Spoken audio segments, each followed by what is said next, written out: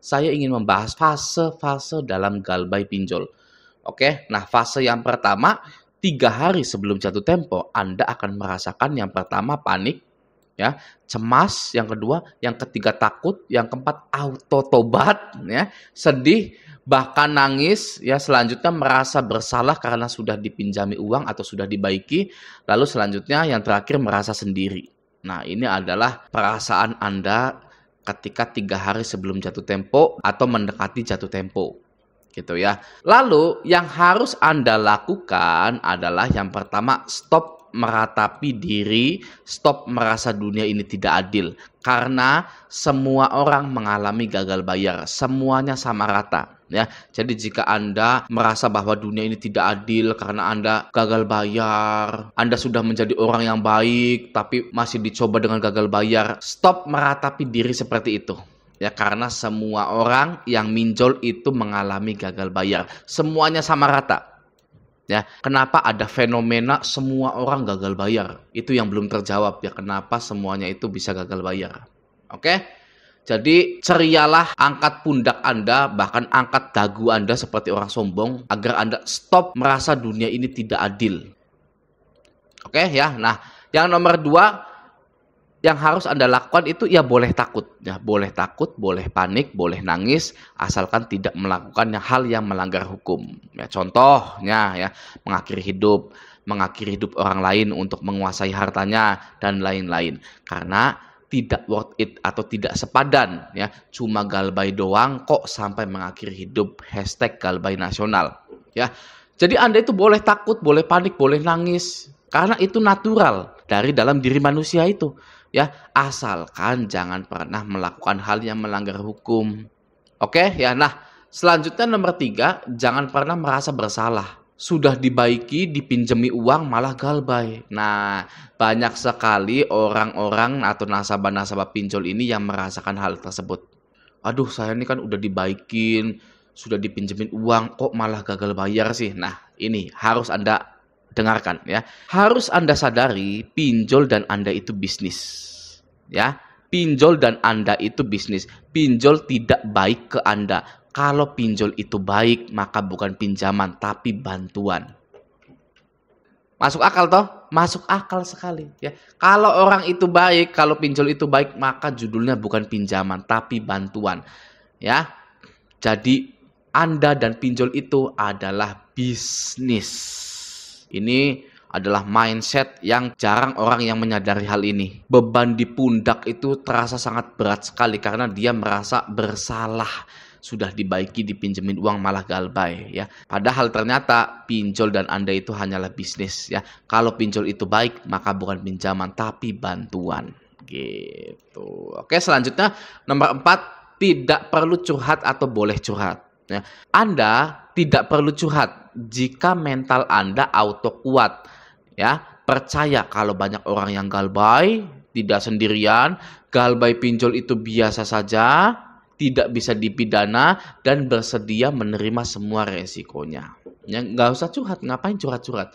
Ya, oke, selanjutnya perlu curhat, jujur kepada orang tua, hadapi bersama-sama, merasa lega karena semua orang sudah tahu. Tidak ada yang disembunyikan lagi bahwa kita itu gagal bayar di pinjol gitu ya. Oke, tapi saya lebih prefer tidak curhat kalau saya. Kalau saya tidak perlu curhat karena biasa saja gitu galbay pinjol, tidak perlu rame-rame, tidak perlu geger-geger gitu kan. Waduh, kayak gunung meletus gitu kan. Wah, ini gimana gitu kan. Saya menyadari kalau pinjol itu biasa saja. Nggak bisa dipidana, nggak bisa disita rumahnya, nggak bisa sita barangnya. Jadi apa yang perlu dicurhatkan gitu loh ya. Saya curhat ke orang lain juga ngapain? Karena gagal bayar pinjol itu aduh sepele gitu. Nah, tapi tidak semua orang seperti itu ya. Ada orang yang memang perlu curhat untuk merasa lega gitu kan. Oke ya. Nah, fase kedua mulai berani galbay. Oke. Nah, mulai berani galbay ini akan melahirkan 2 tipe orang. Yang pertama cari-cari pinjol lagi yang lainnya dan jadi joki. Ya, yang kedua tipe orang kedua melanjutkan hidup, tidak menyentuh yang berkaitan dengan pinjol-pinjol lagi. Gitu ya. Saya lebih menyarankan Anda untuk yang B, lanjutkan hidup, tidak menyentuh yang berkaitan dengan pinjol-pinjol lagi. Oke, nah fase ketiga ini hidup normal kembali. Biasanya 6 sampai 1 tahun, 6 bulan sampai 1 tahun. Nah, inilah 3 fase gagal bayar di pinjaman online. Gitu. Oke ya, nah sekarang mari kita ke praktek gagal bayar. Langsung saja yang pertama, jangan pernah merespon penagihan pinjol sama sekali. Ya, ini terdengar klise sekali ya. Jangan pernah respon ya. Solusi busuk ya, solusi busuk dari tahun 2019 sampai sekarang. Oke, tapi begini, akan saya bedah ya. Kenapa kita itu jangan pernah merespon penagihan pinjol sama sekali. Semakin Anda menghilang, semakin Anda tidak pernah respon penagihan pinjol, Anda akan dianggap nasabah yang sudah tidak peduli lagi dengan yang namanya pinjol tersebut. Ya, tidak peduli mau diteror, mau didatengin, mau dihubungin kondarnya ya. Pinjol ini mencap Anda sebagai debitur yang sudah fix gagal bayar. Ya, tidak bisa diusahakan lagi. Gitu ya. Nah, jika pinjol ini menganggap Anda adalah nasabah yang sudah fix pasti gagal bayar, maka pinjol ini segera menghubungi pihak asuransi. Ya, pinjol ingin cepat-cepat melunasi hutang Anda agar citra dari perusahaan mereka tidak turun di mata investor dan di mata OJK.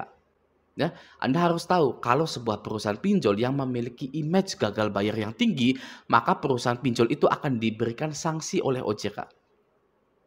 Ya, nah pinjol pasti ketar-ketir tuh kalau laporan hutangnya banyak nasabah yang gagal bayar. Ya, OJK kan minta, nah, OJK meminta perusahaan-perusahaan pinjol untuk mengirimkan laporan keuangannya. Ternyata banyak yang gagal bayar. Ya, nah pinjol ini nggak mau seperti itu, ya, karena akan disanksi oleh OJK. Ya, maka dari itu ketika pinjol ini tahu nasabah ini fix gagal bayar, maka mereka segera menghubungi pihak asuransi, ya, lalu meminta untuk diganti uangnya menggunakan asuransi tersebut.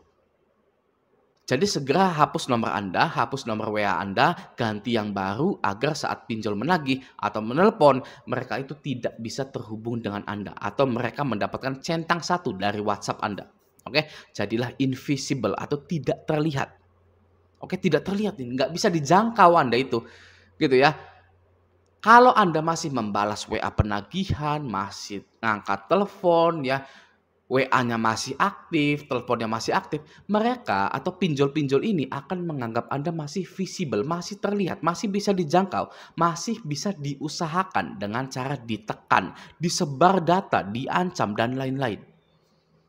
Ya, pinjol mengira Anda masih takut dan mau membayar pinjol itu. Ya, sehingga hutang Anda itu tidak segera dilunasi karena Anda itu masih bisa diusahakan menurut pinjol itu. Ya, masih bales kok. Ya, dia masih menjanjikan pembayaran. Terus saja gitu, tidak akan auto lunas. Ya, kalau saya, penelitian yang saya lakukan kepada pinjol itu, saya langsung tutup semua komunikasinya, ya, tidak pernah balas WA dan lain-lain, ya, itu segera diautolunaskan. Ya, benar terjadi, ya, di selik OJK saya. Jadi ibaratnya, mari kita adu kuat, gitu ya, pinjol vs nasabah, adu kuat dengan pertaruhan reputasi pinjol akan turun jika pinjol tidak segera melunasi hutang-hutang para nasabahnya yang galbay. Gitu ya. Jadi menghilanglah ya, menjadilah invisible agar pinjol ini segera menganggap Anda bahwa Anda ini nasabah yang sudah pasti di-cover oleh asuransi. Ya, karena Anda tidak bisa diusahakan. Oke, itu yang pertama. Yang kedua, jika ada DC lapangan ke rumah atau debt collector lapangan ke rumah, sebisa mungkin jangan pernah ditemui. Ya, kenapa Bang seperti itu? Ya karena invisible tadi. Ya, tidak terlihat, tidak bisa dijangkau. Jika DC lapangan bertemu dengan Anda, ya, DC lapangan ini akan balik ke kantor, lalu lapor hasil penagihannya. Entah alasannya itu nasabahnya janji bayar, entah nasabahnya itu lagi nggak punya uang. Nah, lagi-lagi pinjol akan menganggap Anda masih bisa diusahakan untuk ditekan, untuk ditemui. Jadi kuncinya adalah di laporan dari DC lapangan tersebut. Oke, jadi jika DC lapangan tersebut melaporkan ke kantornya bahwa Anda tidak pernah bisa ditemui, maka segera pinjol itu mempertimbangkan agar hutang Anda segera dilunaskan untuk menyelamatkan citra perusahaan mereka. gitu ya. Oke, itu yang kedua. Yang ketiga adalah jangan pernah membuka lagi aplikasi pinjol yang Anda galbaikan itu. Ya, kenapa? Karena pinjol akan mengetahui bahwa Anda masih ada di situ. Oke, dalam aplikasi pinjol terdapat histori login para nasabahnya. Ya, DC bisa tahu kapan Anda login, kapan Anda logout, kapan Anda menginstal atau menghapus aplikasi tersebut. Ya, pinjol bisa tahu itu. Nah, jika histori atau catatan login Anda sudah lama sekali gitu ya, sudah 2 tahun gitu ya, galbainya gitu kan, atau 1 tahun gitu galbainya di aplikasi pinjol tersebut gitu ya, maka Anda akan dipertimbangkan lagi ya, sebagai nasabah yang diautolunaskan. Potensinya sangat besar sekali Anda itu diautolunaskan hutangnya, gitu ya. Oke, itu yang ketiga. Yang keempat, berbaik-baiklah kepada kontak darurat Anda. Jika Anda itu ingin auto lunas, ya berbaik-baiklah ya. Karena Anda harus meminta bantuan atau memohon bantuan. Jika ada yang menanyakan saya tentang hutang pinjol, kondar-kondar Anda itu wajib menjawab saya tidak kenal dengan yang bersangkutan sama sekali. Gitu ya. Agar DC-DC pinjol ini ya merasa ditipu karena Anda mencantumkan kondar asal-asalan. Gitu ya. Apapun alasannya ya, DC ketika menghubungi kondar ini, kondar itu wajib tidak pernah kenal dengan yang namanya Anda itu, yang berhutang di sini. Gitu ya. Nah, nanti DC WA itu akan laporan lagi ya bahwa kondar-kondarnya palsu.